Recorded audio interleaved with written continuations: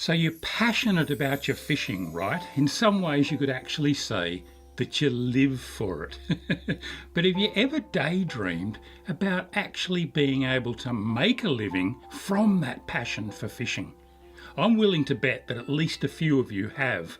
And in this episode, I'm going to take a look at that dream and see if it's possible for you to turn it into reality. G'day, I'm Starlo, and this is episode 5 of my Tuesday Chats, brought to you by CM Partners Accounting, who pride themselves on being able to reduce your tax burden without making you fall foul of the ATO, and I reckon that's something we can all aspire to. You can score yourself a free, no obligations consultation with CM Partners by using the Starlo link in the description down below and telling them that Starlo sent you.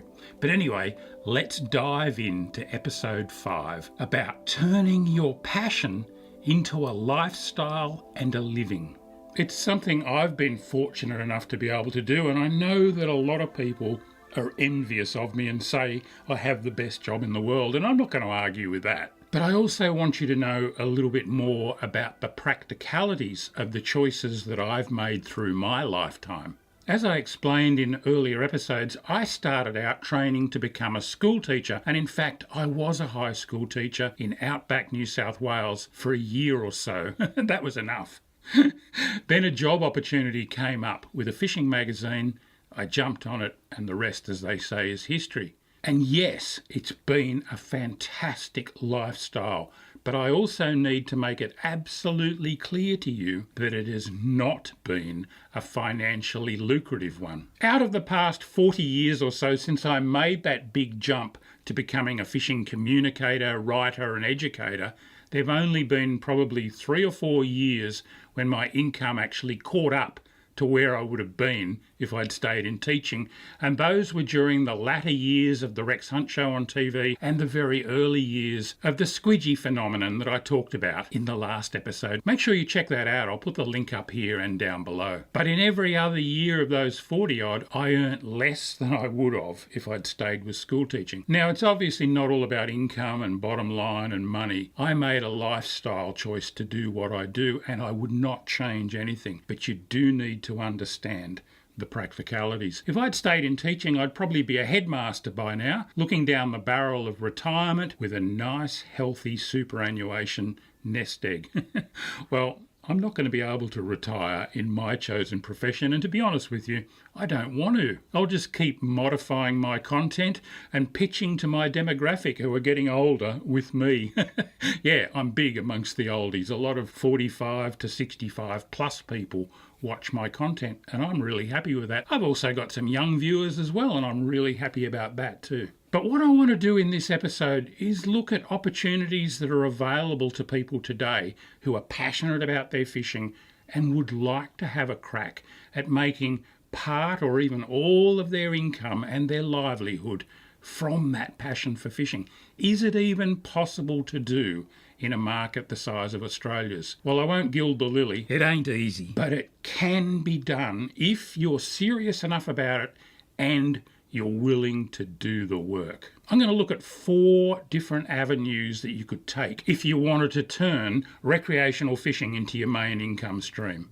Those 4 are the fishing tackle industry, the charter fishing and guiding sector, fisheries management, and finally, the sector that I'm in, communication, education, entertainment, whatever you want to call it. In other words, becoming a fishing media influencer, for want of a better word. I hate that term, but anyway. Regardless of which of these 4 different pathways you might choose to go down, you're going to need to be quite passionate about your desire to build a life based on one of those sectors. The tackle industry one's an interesting avenue, and there are many different ways of getting involved in the tackle industry, from simply getting a job in a tackle store through to owning or managing one, or you might get a job with an importer, wholesaler, tackle manufacturer, and that could start with something as simple as working in the warehouse and hopefully working your way up through the ranks. There are definitely openings there, but don't get the idea that if you get a job within the tackle industry,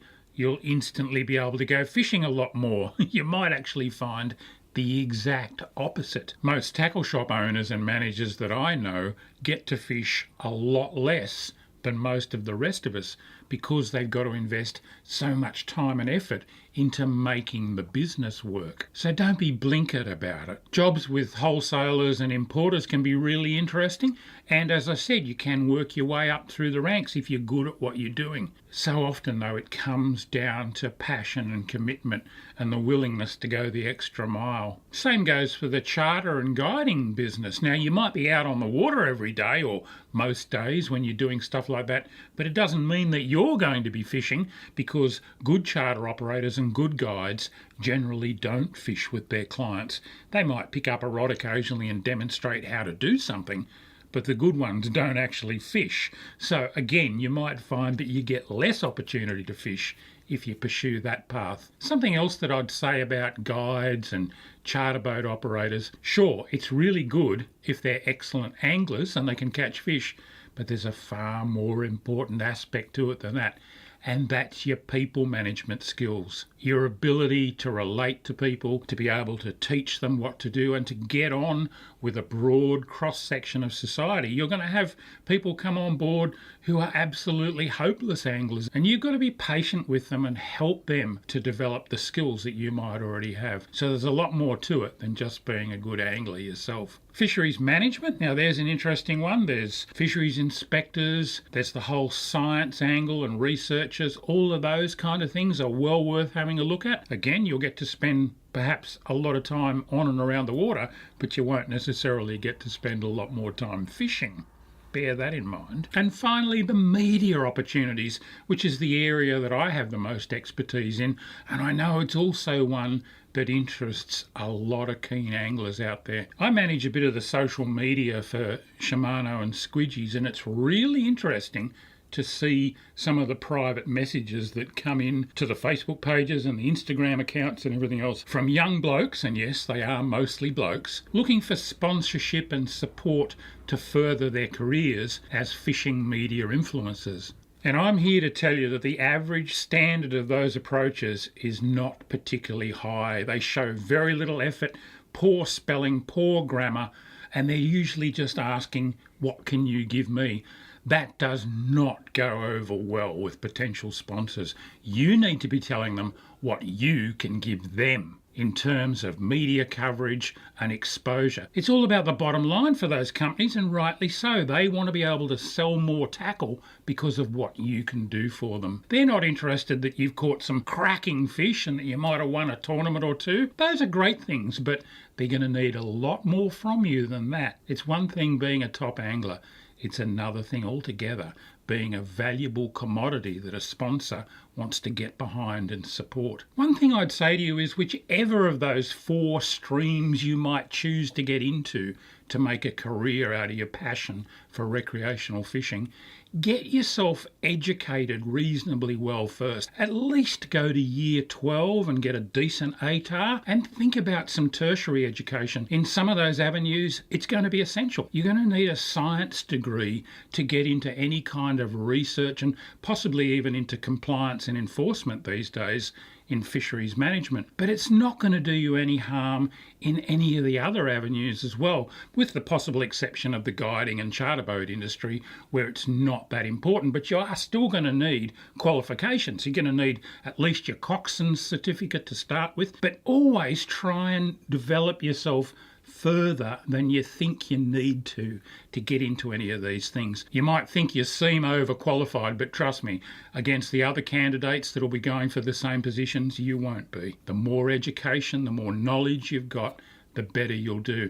I went to uni, did a BA and a diploma in education to become a school teacher. Didn't end up doing that for very long, but I'll tell you what I learned about English literature and how to communicate and how to present myself has made a big difference to my career. If you're a young bloke or a young girl, and even if you're not that young, work on that education side of things. It'll definitely stand you in good stead. And if you're going to pitch to a company to support you, to sponsor you, to give you some gear, to maybe give you a job opportunity, do the work. Put together a good CV and put together a synopsis and a proposal of what you're offering to them, and check it and recheck it and get other people to read it and tell you what they think about it before you send it off to the company. Look, it's all about passion and commitment. The more work you put in, the better the outcome will be for you.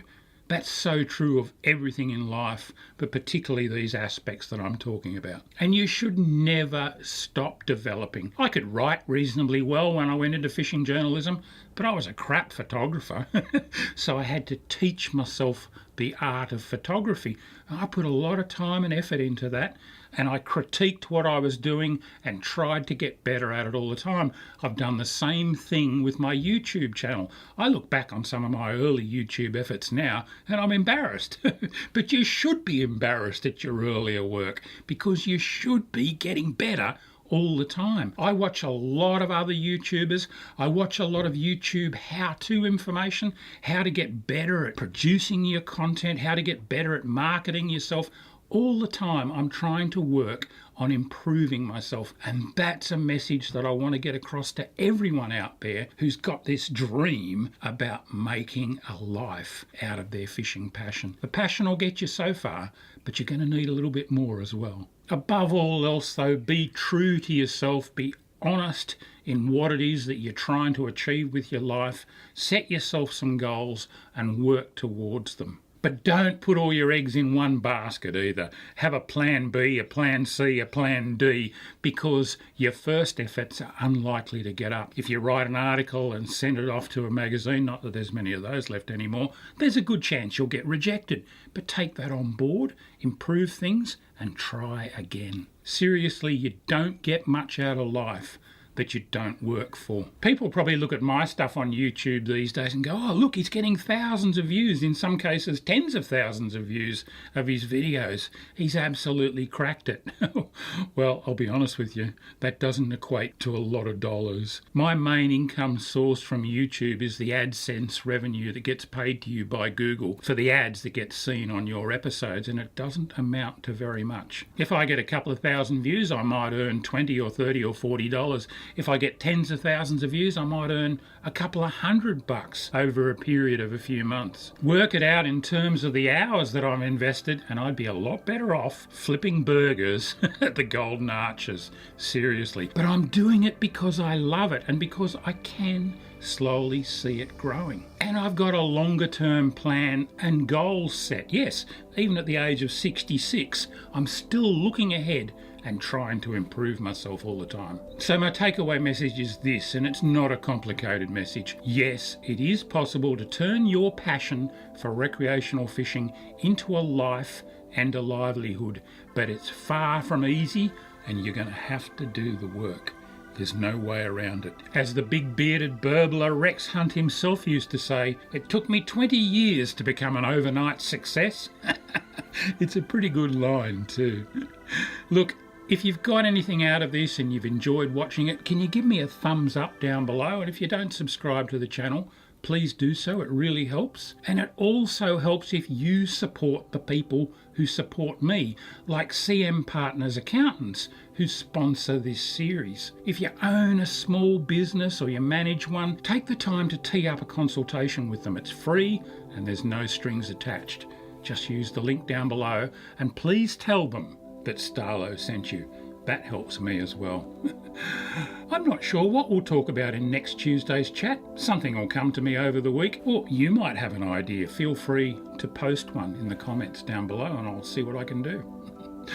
Until next time, this is Starlo wishing you tight lines.